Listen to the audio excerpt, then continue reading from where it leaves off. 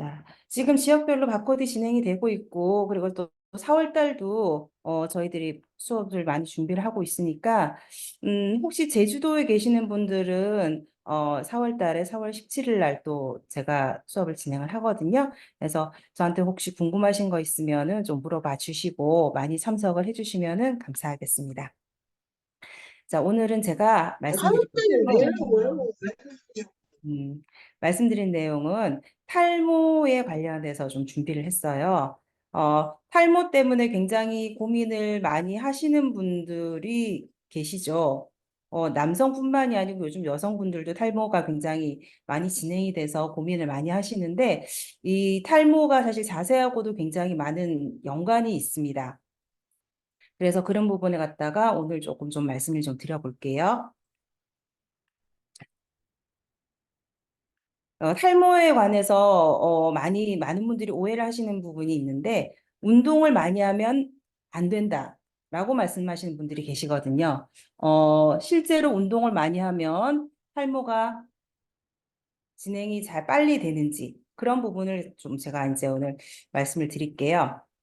운동을 하면 남성 호르몬 수치가 높아져서 탈모가 생긴다. Yes or no? 운동을 하면 남성 호르몬 수치가 사실 높아지는 거는 사실이에요.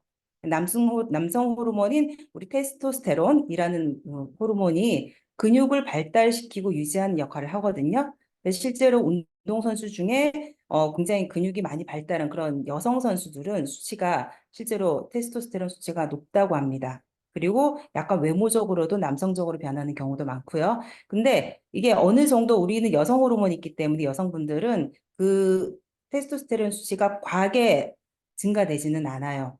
근데 실제로 운동 자체가 약간의 증가를 가져오는 건 사실이기 때문에 그런 부분에 있어서 여러 그 논문에서도 운동 강도가 성장 및 남성 호르몬 분비에 미치는 영향이라는 그런 논문에서도 운동 직후와 회복기에 테스토스테론 분비가 증가한다. 그리고 특히 그 중에서도 심폐지구력을 강화시키는 어떤 운동을 했을 때 예를 들어 달리기를 하거나 그런 그 운동을 했을 때 남성 호르몬 수치가 좀 높아진다라고 얘기를 합니다. 근데 남성 호르몬 수치가 높아진다고 전부 다 탈모가 많이 생길까요? 우리가 남성 호르몬이 많으면 탈모가 생겨라고 많이들 생각을 하시잖아요. 근데 실제로 안드로게성 탈모라고 하는 남성 호르몬에 의한 탈모가 테스토스테론 증가하면 생기는 것은 맞는데 그 부분이 한 중간에 과정이 하나가 더 있어요. 남성 호르몬 자체가 어떤 탈모를 일으키는 것은 아니고 그 5알파 환원 효소라는 또 효소가 중간에 또 존재하거든요.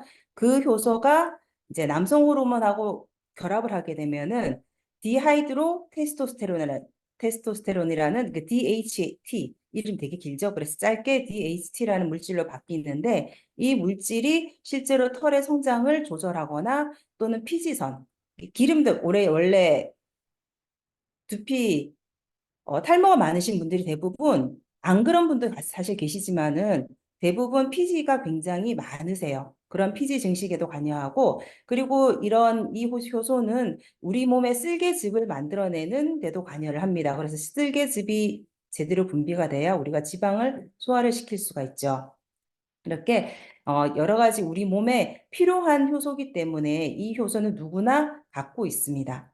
근데 이 효소가 좀 특별하게 많이 그 작용을 할 수 있는 탈모에 작용할 수 있는 부분은 우리 여기 보통 우리가 남성형 탈모라고 그러면은 앞머리 쪽하고 정수리 쪽으로 빠지는 분들이 많으시잖아요. 이쪽 부분에 안드로겐 수용체라는 아이가 있어서 이제 두 가지가 결합을 하게 되면은 이제 모모세포, 우리 머리카락을 키우는 아기 세포를 갖다가 파괴하는 그런 문제가 생기게 돼요. 근데 거꾸로 내가 탈모는 진행되고 있는 것 같은데 눈썹은 왜 이렇게 많지? 하는 분들도 계세요. 이 안드로겐 수용체라는 게 온몸에 다 있는 것이 아니고 부분적으로 많은 곳이 있고 적은 곳이 있기 때문에 이 곳이 많은 곳에서는 탈모가 진행이 되고 그렇지 않은 곳에서는 특히 눈썹 같은 곳에서는 오히려 성장 인자가 발생이 돼서 더 많아지는 그런 경우가 생깁니다. 그래서 일단 결론적으로 말씀드리면은 운동을 많이 한다고 해서 직접적으로 탈모가 생기지는 않는다는 거죠. 자, 그러면은 탈모는 그러면 정말 뭐 때문에 생기는 거지? 탈모의 유전이 이제 원인이 유전된 어떤 DHT라든지 안드로겐 수용체라면 나는 정말 방법이 없는 걸까? 라고 생각하시면은 일단은 한 가지 더 요소가 있어요. 탈모 유전자 자체가 유전이 되기는 하지만 유전자가 유전이 되기는 하지만 이게 발현돼야 됩니다. 그래서 유전자 발현하는 요소가 있는데 그 요소가 사실 우리 바른 자세하고 굉장히 중요한 연관이 있습니다. 예. 만약 탈모 유전자가 발현되지 않는다면 탈모는 유전자를 내가 갖고 있어도 발현되지 않을 수도 있다는 거죠. 그래서 아버지나 할아버지가 탈모였다고 내가 무조건 탈모인 경우는 없다는 거죠. 그래서 거의 반대, 50대 50으로 나타나기도 하는데 그 탈모 발현 유전자 발현 원인이 모두 환경적인 데 많이 기인을 하는데 그 환경으로 인해서 두피에 염증이 생기거나 특히 스트레스 요즘 많으시잖아요. 스트레스 그리고 우리 몸에 스트레스를 직접적으로 주는 음주나 흡연 이런 부분, 공해, 자외선 이런 부분이 전부 다 이제 원인으로 작용을 하게 되는데 그래서 탈모를 우리가 그냥 단지 유전 질환이라고 얘기하지 않고 다인자 유전성 질환이라고 사실 의학계에서는 얘기를 한다고 합니다. 결국은 유전이나 이 호르몬으로 인한 유전자 역시도 결국은 피지샘을 자극해서 피지를 갖다 많이 분비를 하게 되고 그리고 열을 좀 발생시키게 돼요. 그런데 이 과한 피지와 열이 계속 발생이 되는데 내 몸이 순환이 되지 않으면 정말 계속해서 뜨거워진 부분이 가속화되겠죠.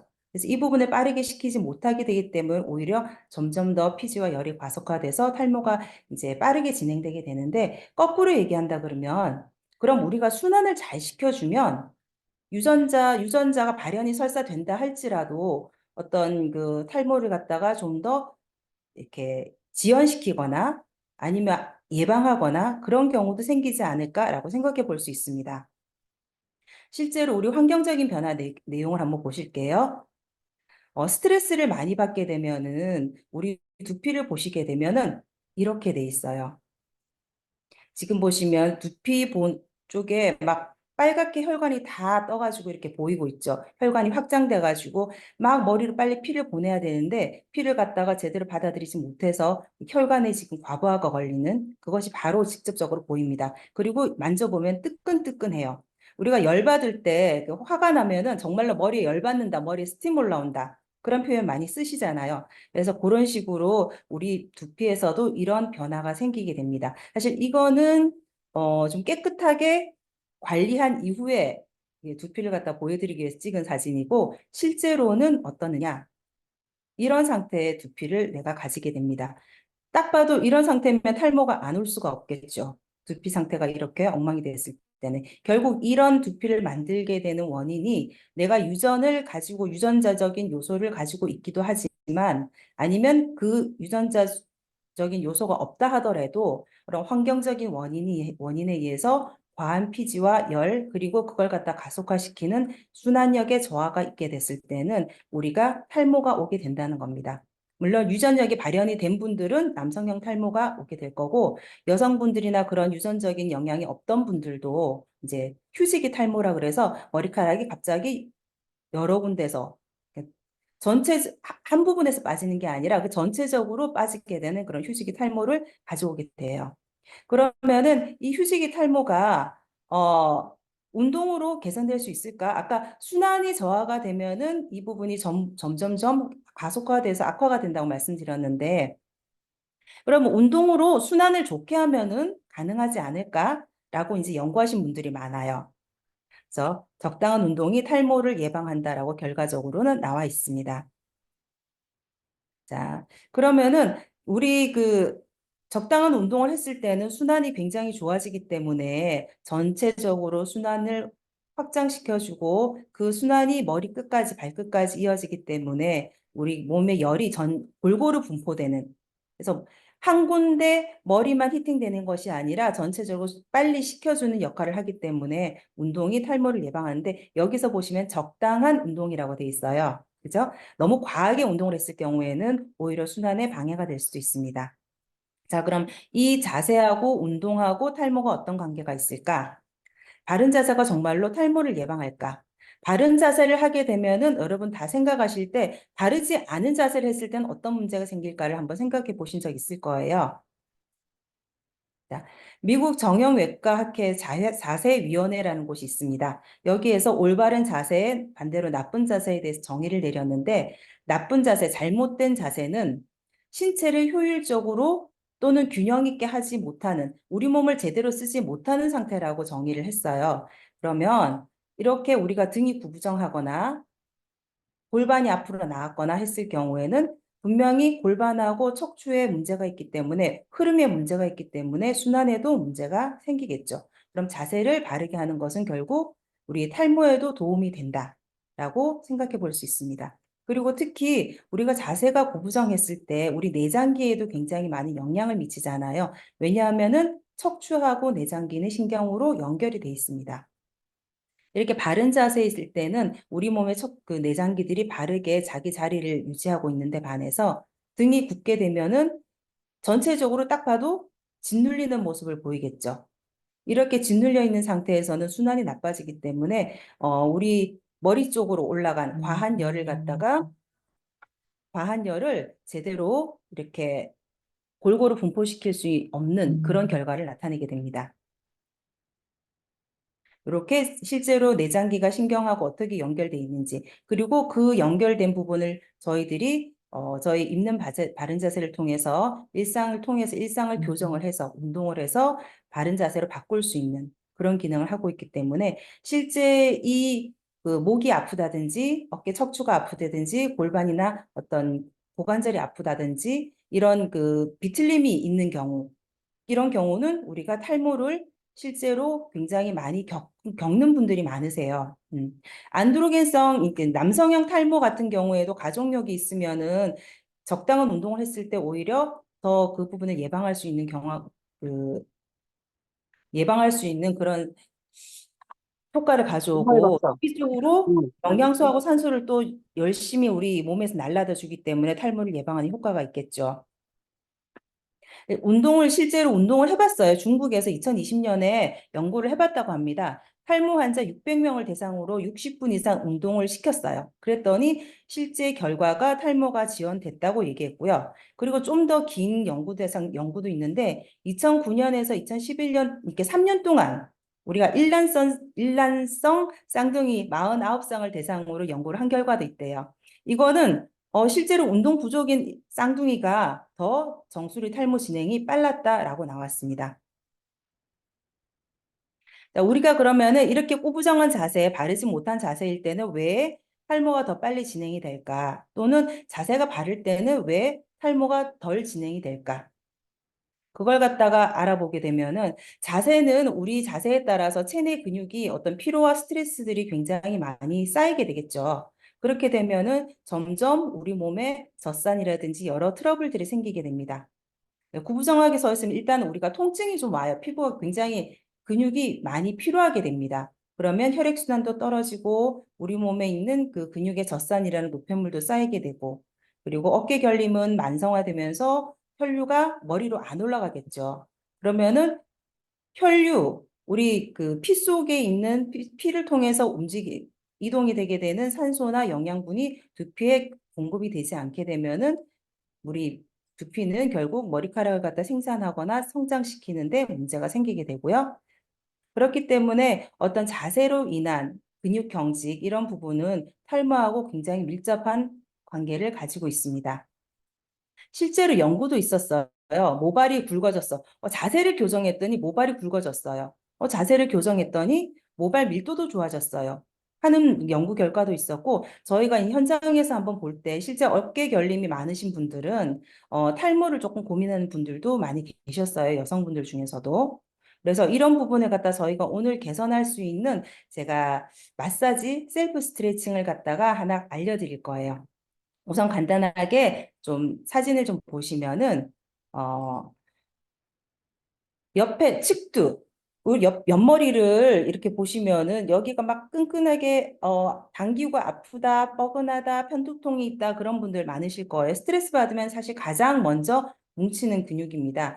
그래서 옆에 측두근하고 이 측두근 옆에 근육은 턱뼈하고도 연결이 돼 있어요. 그래서 우리가 힘이 들거나 뭔가를 참을 때 이를 악문다고 얘기하잖아요. 이를 악물게 될 때 같이 영향을 주는 근육들입니다. 여기를 저희들 오늘 마사지를 한번 해볼 거고요. 그리고 고개를 뒤로 젖히거나 이렇게 돌렸을 때 나는 문제가 있거나 좀 아파 하시는 분들은 이 목에서 머리 쪽으로 가는 근육들이 굉장히 지금 경직이 되어 있는 상태이기 때문에 혈관이 올라가는데 지금 혈류가 올라가는데 좀 문제가 있구나라고 생각하시면 되세요. 그리고 이런 부분들이 실제로 그 탈모하고도 연관이 있습니다. 옆에 두판상근, 이제 판상근이라 그러는 두 가지의 이제 근육이 있는데 이 근육들은 저 목 깊숙한 곳에 있어요. 이 근육들이 경직이 되게 되면은 머리 위쪽이 뜨겁고 당기고 아프다, 머리 옆쪽이 아프다라고 느끼게 됩니다. 그래서 이 부분도 어떻게 우리가 스트레칭을 할 수 있는지, 이건 목 깊숙한 곳에 있는 근육이기 때문에 마사지로는 그렇게 쉽지는 않아요. 그래서 이 부분은 스트레칭 하는 방법 같이 한번 해보실 거고요. 그리고 목을 옆으로 돌릴 때 굉장히 많이 관여하는 근육이 여기 목 옆에 톡 튀어나온 근육, 흉쇄유돌근이라고 하는 이 근육도 같이 한번 풀어보겠습니다. 이 근육들이 왜 우리 머리로 올라가는 혈류하고 굉장히 관련이 있을까? 왜 이 부분이 나빠지면은 내가 어떤 자세를 했기 때문에 이 부분이 나빠질까?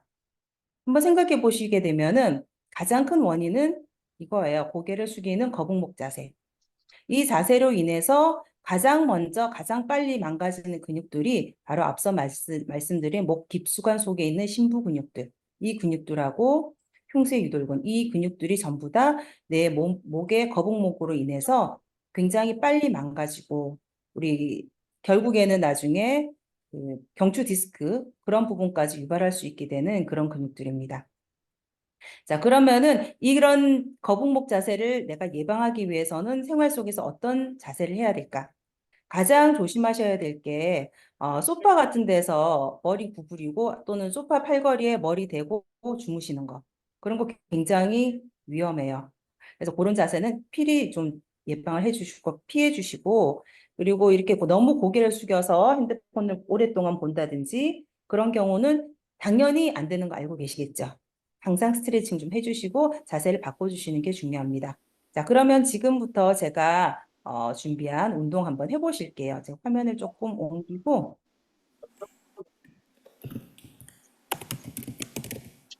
제 얼굴 잘 보이시나요? 자, 한번 해보겠습니다. 우선은 요 옆에 측두, 머리 옆에 마사지를 좀 해보실 건데 보통 머리 빗으로 그냥 많이 빗으실 거예요. 내가 머리 혈액순환 잘 되게 한다고 이게 막 머리 빗으시고 그러는데 표피를 갖다가 막 긁는 것보다는 손가락을 딱 힘을 줘서 머리를 살짝 눌러주세요.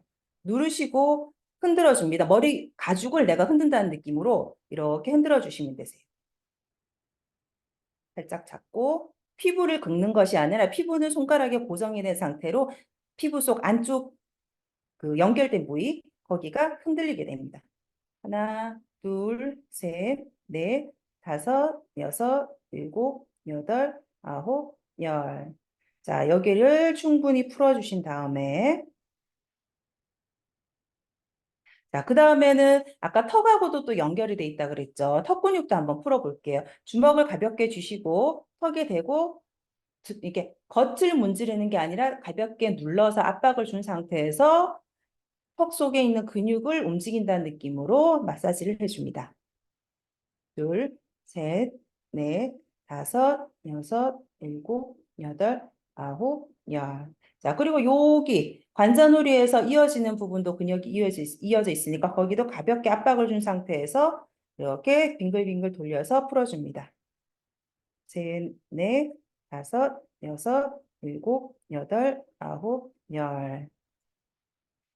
자, 이렇게 측두 마사지 한번 해봤고요. 이제 후두 뒤쪽은 내가 뒤돌아 이렇게 앉으면은 자, 여기 쏙 들어 귀선을 옆으로 해서 이렇게 쏙 들어가는 뼈가 있을 거예요. 이 부분이 굉장히 많이 뭉치는 후두근이에요. 이 부분을 먼저 풀어주실 건데 힘들게 생각할 거 없이 약간 그 두 줄기의 근육이 만져지기 때문에 오른손으로 왼쪽을 걸고 이렇게 흔들어 줍니다. 잘 보이시나요? 네. 하나, 둘, 셋, 넷, 다섯, 여섯, 일곱, 여덟, 아홉, 열. 자, 반대쪽도 마찬가지로 왼손으로 오른쪽 목 속 들어간 뒷부분을 잡고 흔들어 주시면 됩니다. 둘, 셋, 넷, 다섯, 여섯, 일곱, 여덟, 아홉, 열. 자, 그 다음에 뒷목을 갖다가 한번 전체적으로 한번 마사지를 해줄 건데, 아까는 이 위쪽, 후드 하반 위쪽을 갖다가 했다 그러면 이제 밑에 쪽을 한번 전체적으로 잡고 흔들어 줄 거예요. 하나, 둘, 셋, 넷, 다섯, 여섯, 일곱, 여덟, 아홉, 열. 반대쪽도 똑같이 오른손으로 왼쪽 목줄기 있는 데를 잡고 하나, 둘, 셋, 넷, 다섯, 여섯, 일곱, 여덟, 아홉, 열. 이렇게 목을 풀어줍니다. 자, 그리고 운동을 두 가지를 하실 거예요. 하나는 어깨 으쓱 운동 알고 계시죠? 어깨 위로 쭉 올렸다가 후 떨어뜨리는 운동. 네, 요걸 갖다가 한번 해보실게요. 자, 천천히 아랫배에 살짝 코어에 힘을 준 상태에서 쭉 올렸다가 툭 떨어뜨립니다. 자, 툭 떨어뜨리는 건 일부러 내가 어깨를 힘을 줘서 떨어뜨리는 게 아니라 힘을 빼시는 거예요. 쭉 올렸다가 툭, 둘, 툭, 셋, 툭, 넷, 툭. 잘하셨어요. 자, 이렇게 하시고 나서 목 스트레칭 전에 한번 360도 목 스트레칭을 제가 알려드렸었는데 우리 아까 말씀드린 판상근, 목에서부터 머리를 갖다 이어주는 이 깊은 목 깊은 곳에 있는 근육을 갖다 풀어주기 위해서는 마사지로는 힘들기 때문에 스트레칭을 하실 거예요.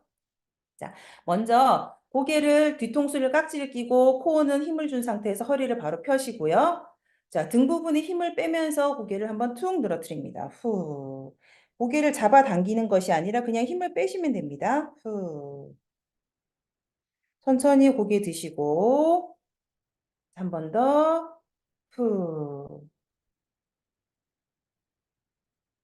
자, 고개 드시고. 자, 이번에는 손 오른쪽은 내리고 왼손을 정수리에 얹은 상태에서 오른쪽 어깨는 밑으로 쭉 끌어내립니다. 어깨를 바깥쪽으로 뒤쪽으로 한번 돌려서 밑으로 쭉 끌어내리고 고개를 옆으로 살짝 늘려서 목 옆줄기를 한번 살짝 늘려줍니다. 후, 둘, 셋, 넷, 바로. 두 번째 동작은 그대로 살짝 고개를 돌려서 겨드랑이를 보고 천천히 고개를 늘려줍니다. 이번에 목 뒤쪽, 사선 뒤쪽이 늘어난다는 느낌이 드실 거예요. 후, 둘, 셋, 넷, 바로. 자, 왼쪽도 똑같이 해줍니다.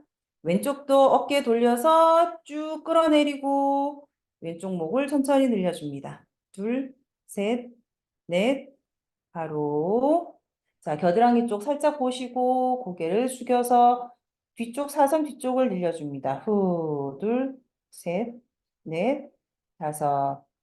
자, 바로 한 상태에서 이번에는 목 뒤에 목이 꺾이지 않도록 받친 상태에서 몸을 뒤로 쭉 젖혀주실 거예요. 아랫배에 딱 힘을 줘서 배가 늘어난다는 느낌으로 팔꿈치를 하늘로 올리면서 쭉 늘려줍니다.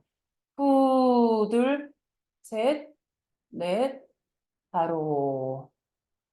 한 번 더. 쭉 팔꿈치를 올리면서 후, 둘, 셋, 넷, 바로.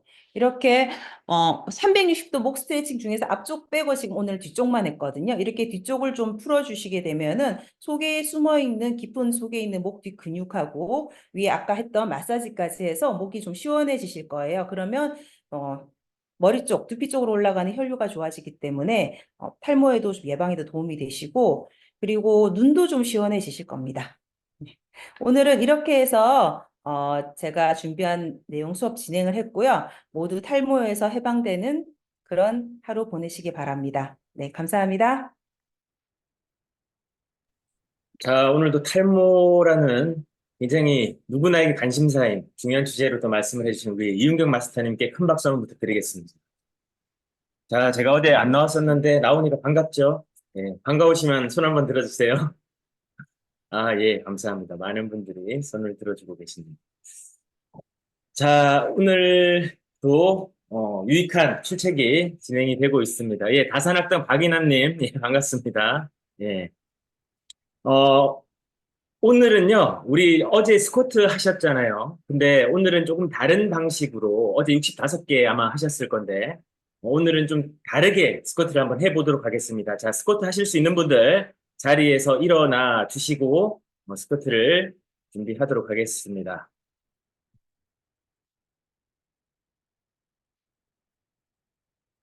네, 제주도는 지금 바람이 굉장히 많이 불고 있습니다. 오늘 황사 바람이고 또 비 오는 주말에는 황사비라고 하는데 탈모 오늘 특히 조심하시기를 바라겠고요. 이동하실 때 또 개인 보호 장비 잘 차시고 마스크 하시고 다니시면 좋을 것 같습니다.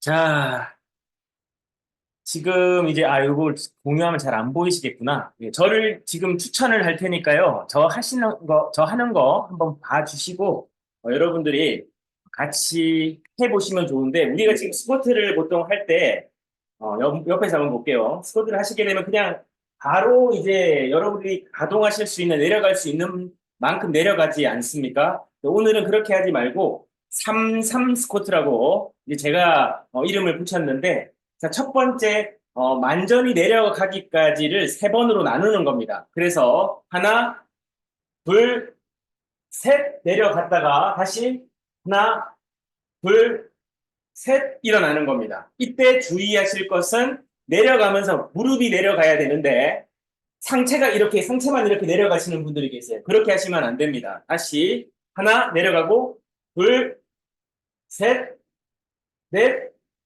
다섯, 여섯. 그러니까 3, 3, 3으로 나눠서 이렇게 하게 되면 하나가 되는 건데 10개를 해 보겠습니다. 자, 준비하시고 자, 출발하겠습니다. 예. 자, 첫 번째 내려갑니다. 하나, 둘, 셋. 완전히 내려갔죠? 그다음 올라옵니다. 하나, 둘, 셋, 하나. 자, 9개 남았습니다. 자, 다시 하나, 둘, 셋.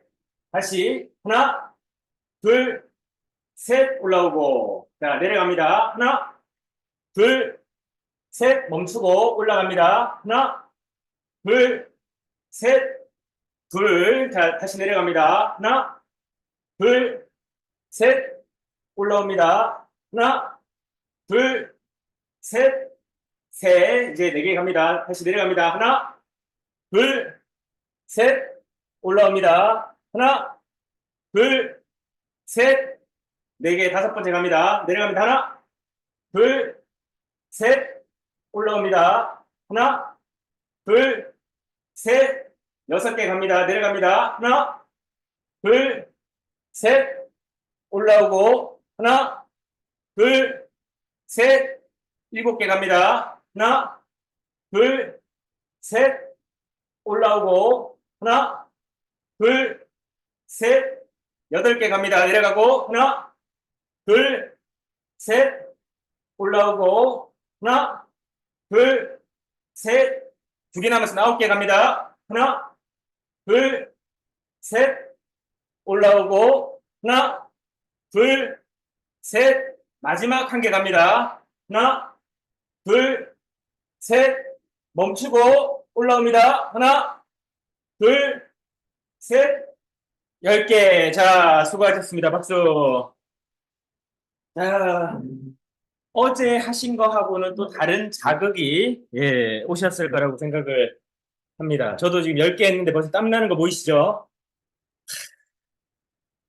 자, 이제 이 격주로 하루는 이제 60개 때 10번씩 6세트를 하는 스쿼트를 하실 거고 또 하루는 이렇게 정적인 자세로 3-3 스쿼트를 이제 10개부터 시작을 하도록 하겠습니다. 자, 숨 고르기 하시고 지금 10개 했는데 60개 한 거 못지않은 운동 효과가 나타나고 있습니다. 자, 네, 저도 힘드네요. 예, 몸에 힘드네, 힘들죠. 이게 또 다른 자극이 있습니다.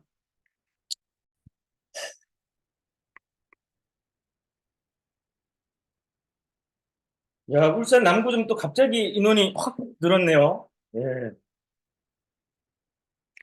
아무튼 반갑습니다. 자, 지금 자료 준비하고 있는데 잠깐 시간이 걸리고 있네요.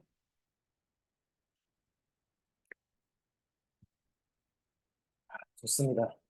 제 사심을 채우는 시간, 스쿼트가 끝이 났고요. 자, 우리 플레이스 리밍고 앱이 어제 또 우리 개발사 대표님과 같이 미팅을 하면서 보완해야 될 부분들 그리고 출시일에 대해서 좀 협의를 했습니다. 그래서 4월 중에 이제 출시를 하기 위해서 여러 가지 지금 수정과 보완을 좀 하고 있는데요. 아무튼 출시가 되면 우리 특히 슬리밍거스 여러분들은 좀 적극적으로 사용을 하셔가지고 사용 후기들 또 피드백들을 좀 남겨주시면 다음 2차 개발 때 의견들을 또 반영하고 또 좋은 앱이 완성도 있게 성장해 나갈 수 있을 거라고 생각을 합니다. 많은 관심 바라겠고요. 바코드에 대해서는 말씀을 드렸으니까 일정 참조하셔서 적극적으로 활용하셨으면 좋겠습니다. 자, 337책 프로젝트 66일 미쳐라. 바르게 건강하고 바르게 잘 살아보자. 2부를 진행하는 슬리밍고 그룹의 대표이사 엄태호입니다. 134일차 진행하도록 하겠습니다. 계속 성공하는 자기 경영 109번째 시간이고요. 꽤 오랫동안 계속 진행을 지금 하고 있습니다. 자, 이 시간은 여러분들이 삶을 살아가면서 우리들이 생각했거나 또 생각하지 않았던 부분들을 다시 한번 내 삶에 어떻게 적용하고 또 우리의 스스로를 성장시키기 위한 또 변화에 도전하는 그런 시간이 목표입니다. 자, 오늘은 다산의 인력 3월 29일 얘기의 문장으로 출발하겠습니다. 이기기 위해 정도를 어기지 말고 나눌 때는 지나치게 많은 몫을 구하지 말라. 그래서 오늘 얘기의 말씀은 딱 봐도 욕심에 관련된 문장을 우리가 알 수가 있죠. 인간은 누구나가 적당한 욕심을 가지는 게 나쁜 건 아닙니다. 그러나 분수에 지나친 욕심은 화를 부른다라는 것이죠. 그래서 승리에 집착하면 비겁해지고 더 가지려고 하면 구차해진다. 승리와 재물에 탐닉하면 점점 나 자신을 잃어버린다. 그래서 오늘 다산이 우리에게 전하고자 하는 것은 욕심 자체가 문제는 아니지만 그 욕심 때문에 자기 자신의 원칙과 기준, 그리고 스스로가 정해놓은 삶의 철학을 저버린다면 그것만큼 구차하고 비참한 것은 없다라는 것입니다. 그래서 오늘 우리들이 여러분들이 각자가 하시는 일들, 또 여러분들이 오늘 하루를 살아가는 데 있어서 자기 자신을 잃지 않는 옳은 선택들, 또 너무 이 승리에만 연연해서 원칙을 어기거나 정도에서 벗어나는 그런 일들을 좀 하지 말아야 되겠죠. 그래서 오늘 우리가 다시 한번 나의 중심과 욕심이라고 하는 단어를 오늘 하루 동안 내가 어떻게 살아낼 것인가, 그리고 어떻게 살 것인가를 한번 방향을 설계해 보셨으면 좋겠습니다.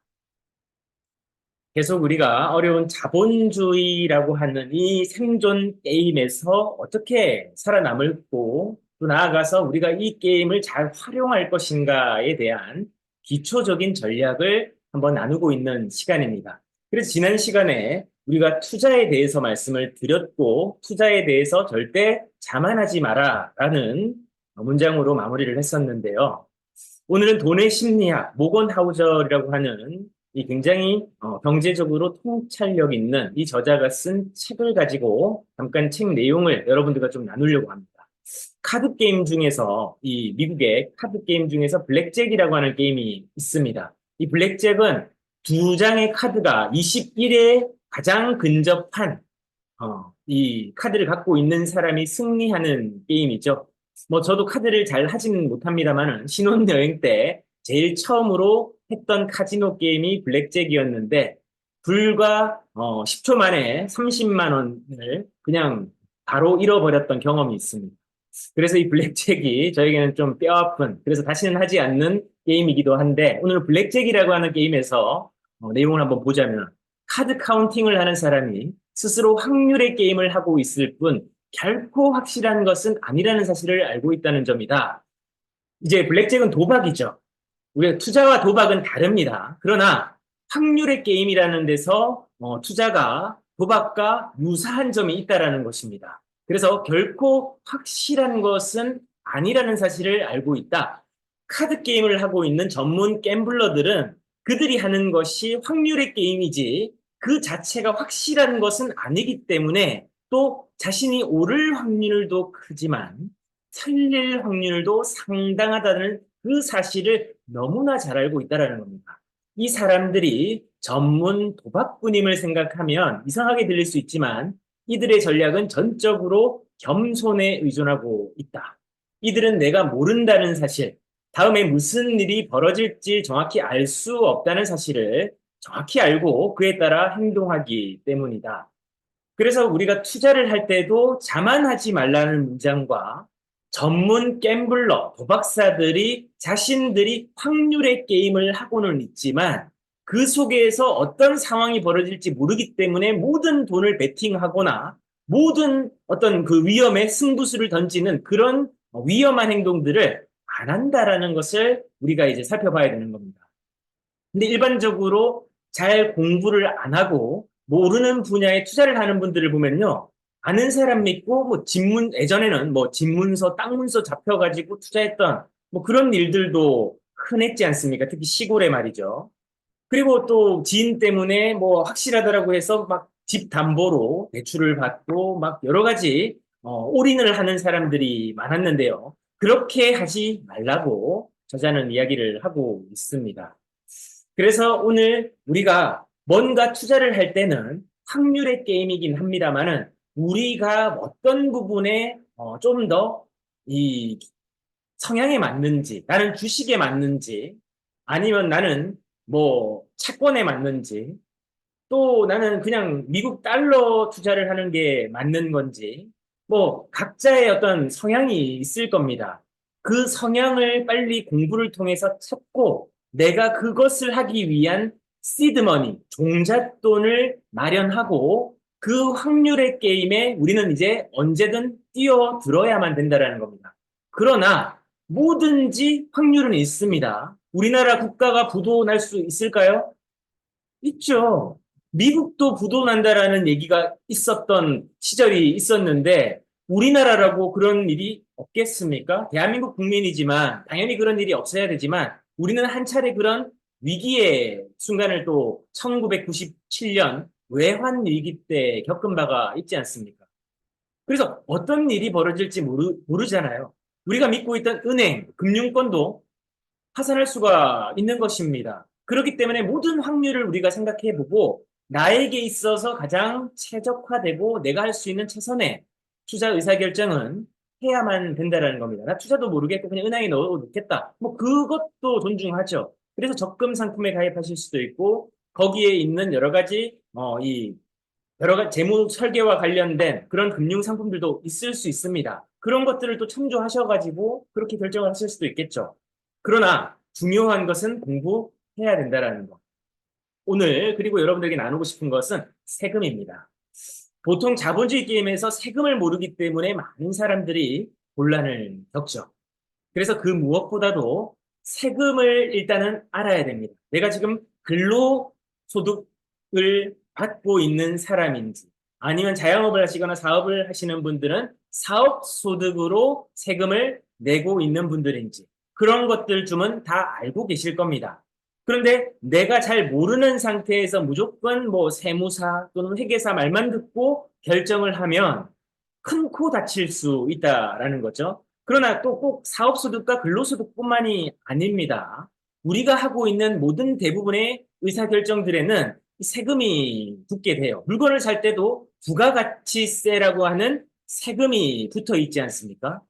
제가 지지난 시간에 우리가 자본주의 시대에서 이 게임에서 가장 많이 획득해야 되는 포인트가 뭐라고 했습니까? 달러와 금이라고 말씀을 드렸는데요. 예를 들어서 금을 우리가 사는 방법, 금을 투자하는 방법은 여러 가지가 있습니다. 실물 금을 사는 방법이 있죠. 그러면 실물 금을 살 때는 어떻게 되죠? 내가 그 금을 매입할 때 부가가치세 10%를 당연히 이제 지불을 해야 되는 겁니다. 근데 난 부가가치세 10%를 내기 싫다 하시는 분들은 어떤 방법이 있을까요? 각 금융사에 있는 금통장이라고 하는 상품들이 아마 있을 겁니다. 그래서 나는 그 금통장에다가 금을 투자를 하겠다. 그렇게 되면 부가가치세, 실물로 사는 이 금이 아니기 때문에 부가가치세 10%를 절세할 수가 있겠죠. 똑같이 금을 투자하는 두 사람, 실물로 나는 매달 금을, 진짜 금을, 금은방이나 한국금고래소나 뭐 조폐공사에서 발행하는 그런 금을 실물로 사는 사람이 있어요. 그럼 그분들은 살 때마다 10%의 부가가치세를 지불하는 겁니다. 그런데 그런 분이 있는 반면에 나는 실물로 두기에, 집에 두기에도 그렇고, 그렇게 막 운반하는 것도 부담스럽고 관리하는 것도 어려우니 그냥 금통장에다가 투자를 하겠습니다. 라고 해서 금통장에 투자를 합니다. 그러면 거기에는 부가가치세가 붙지 않아요. 그리고 0.001g부터 구입이 가능하기 때문에 소액으로도 금을 매입, 매수할 수 있다라는 겁니다. 그렇기 때문에 여러분들의 계획이 중요한 거고 내가 금을 진짜 모아서 앞으로 위기가 닥쳤을 때 그 금을 내가 보유를 해서 금테크를 좀 하겠다라는 건 모르겠는데 금은 그래도 모든 화폐가 무너지더라도 금은 통용되지 않느냐라고 해서 금을 모으겠다는 생각을 가지신다면 0.01g으로도 금을 살 수 있다라는 거 그 정도 알고 계시면 빨리 내가 거래하고 있는 주거래 은행을 가셔가지고 또 온라인으로든 금 통장을 한번 만들어 봐야 되겠다. 이렇게 생각하신다면 내가 부가가치세 10%를 절세할 수 있다. 그런데 또 한편으로 이제 내가 나중에 배당이 발생되거나 그 금을 찾을 경우에는 어떻게 됩니까? 배당소득세라고 해서 15.4%의 세금이 또 발생될 수는 있습니다. 그래서 세금을 모르면 금 찾았는데 내가 왜 세금을 내야 돼? 이 금이라는 것은 어떻게 되면 여러분의 자산의 규모이고 달러와 연동되기 때문에 그 금을 살 때는 기본적으로 어떻게 됩니까? 또 세금이 발생을 된다라는 거예요. 그래서 이런 것들을 내가 알고 있지 않는다면 또 세금을 내가 예기치 않던 세금을 또 내야 되는 상황이 발생을 하는 거죠. 근데 세금은 생각 안 하고 내가 이익이 발생했으니까 금을 팔고 이익만 내가 이제 벌겠다라는 생각을 한다면 내가 그만큼의 충분한 자산 가치 상승, 금값 상승이 일어나지 않으면 오히려 금을 찾는 것은 손실이 될 수 있기 때문에 그럴 경우는 안 찾는 게 답이죠. 어쨌든 그런 것들을 우리들이 잘 살펴보는 것들도 있을 거고 또 이제 여러 가지 뭐 이제 ETF라든지 금 ETF 이런 상품들이 또 있어서 그렇게 ETF를 통해서 투자를 하는 방법들도 있습니다. 그래서 다양한 방법들이 있는데 내가 금이라는 자산을 내가 확보하고 그 게임을 우리가 이제 하기 위해서 이제 금을 어떻게 내가 모을 것인가에 대해서도 이런 방법론들이 있다. 이런 것들을 여러분들이 알고 계시면 또 세금을 알고 있으면 거기에 따른 여러 가지 여러분들이 나중에 모르시는 내용들에 대해서 곤란하지 않을 수가 있다. 그리고 마지막입니다. 워렌 버핏이 얘기했죠. 투자를 하는데 있어서 가장 중요한 것은 이 자본주의 게임에서 투자뿐만 아닙니다. 투자는 자본주의 게임에서 공격이에요. 공격을 하는 것은 점수를 획득하는 거고 수비만 해서는 결코 점수를 넣을 수 없는 거 알고 계시죠? 손흥민이 만약에 공격을 안 했다. 그러면 어떻게 우리나라가 골을 넣습니까?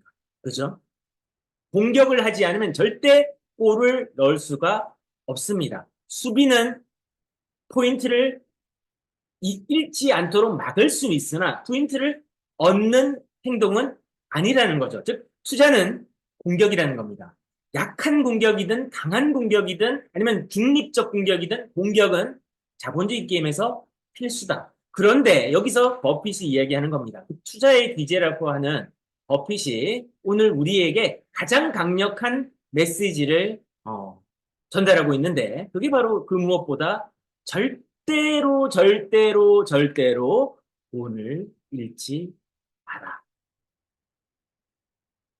버핏은요, 자본주의 게임에서 그 무엇보다 돈을 버는 것도 중요하다고 했습니다. 그러나 그 무엇보다 가장 기본이 뭐냐면 이게 맨 마지막인 이유는 죽어도 이거는 뼈의 색이라는 겁니다. 돈을 잃지 마라. 이 자본주의 게임에서 돈을 잃는 순간 게임 끝이에요. 어렸을 때 제가 오락실을 참 좋아했습니다. 아케이드 오락실이라고 동네에 보면 오락실이 있었지 않습니까? PC방 전에.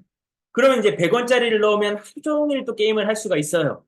그런데 게임을 할 돈이 없으면 이제 게임을 못 하는 겁니다. 쉽게 얘기해서 자본주의에서는 내가 돈이 있든지 신용이 있든지 이 두 가지 절대 자산이 없으면 내가 이 게임을 풀어나갈 재간이 없어요. 뭐가 있어야 된다고요? 돈. 두 번째, 신용. 근데 이 두 가지 다 없으면 자본주의 게임에서 지금 언제든 나는 위험한 상태라는 거죠. 그래서 우리가 다시 한번 생각을 해봐야 되는 것은 내가 얼마만큼 이 게임 머니, 즉 미국 달러와 금을 확보하고 있느냐. 그리고 그 두 번째는 그 돈들이 내가 잠자는 동안에도 일을 하는 구조로 만들어 놓는 게 투자의 기본인 거고, 세 번째는 절대로 돈을 잃지 마라. 이 세 가지만 여러분들이 알고 계시면 자본주의 기초 생존 전략의 핵심은 여러분들이 정확히 알고 계신 겁니다. 다시 말씀드립니다. 게임 머니, 달러와 금을 여러분들이 획득하기 위해서 공격하셔야 된다. 즉 투자를 해야 됩니다. 두 번째는 투자를 할 때는 결국 내가 근로소득이나 노동이나 이런 일들과 더불어서 내가 지금 일을 하지 않지만 잠자는 시간에도 그 투자된 돈들이 나를 위해서 일을 해줘야 되는 구조를 만들어야 된다. 이게 두 번째고, 세 번째는 이 두 가지보다도 더 중요한 건 지금 내가 가지고 있는 적은 돈 또는 적지 않은 돈 또 많은 돈을 잃지 마라. 이게 가장 중요한 자본주의 생존 전략의 뼈대라는 겁니다. 이 세 가지 내에서 나머지 내용들, 이 내용들은 여러분들이 잘 한번 살펴봐야 되는, 실질적으로 여러분들이 해야 되는 어떻게 보면 훈련 프로그램이 이 세 가지의 뼈대를 바탕으로 내가 이제 금융 정책 발표라든지 뭐 시장의 기대 심리라든지 이런 것들이 중요하니까 내가 그런 것들과 관련해서 내가 지금 부동산 대출을 받았는데 미국 연준의 금융 정책이 내 부동산 대출 이 금리에 영향을 준다라는 것을 우리는 이제 알아야 되는 거죠.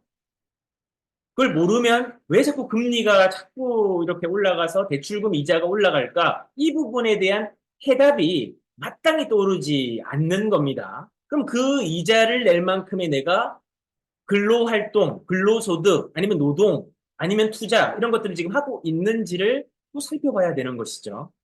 그리고 시장 경제에 대한 기본적인 이해와 학습 말씀드렸고, 모르면 절대 함부로 여러분들 투자하지 마시고 공부하시면서 여러분들 성향이 안전성인지 위험도를 감수하는 분들인지 뭐 또 소극적인지 아니면 실물적인지 이런 것들을 다 여러분 성향을 다시 한번 살펴보고 안전한 투자부터 먼저 해보시기를 권장을 드리고요. 그리고 세금을 모르면 안 된다. 뭐든지 여러분 이익이 발생되게 되면 거기에 대해서는 세금이 붙는다라는 겁니다. 무엇이든 마찬가지라는 거. 그런 것들을 다시 한번 생각하셨으면 좋겠습니다. 오늘은 여기까지 하고요. 계속 같은 내용을 반복드리는 이유는 여러분들이 지금 실제 잘하고 계신 분들은 잘하고 계시겠지만 안 하고 계신 분들에 대해서는 이 얘기들이 자꾸 익숙해져야 돼요. 이런 얘기들이 복잡하고 머리 아프다라고 피하면 자본주의 게임에서 여러분이 기권하는 것과 마찬가지입니다. 우리는 자본주의 게임에서 승리해야만 됩니다.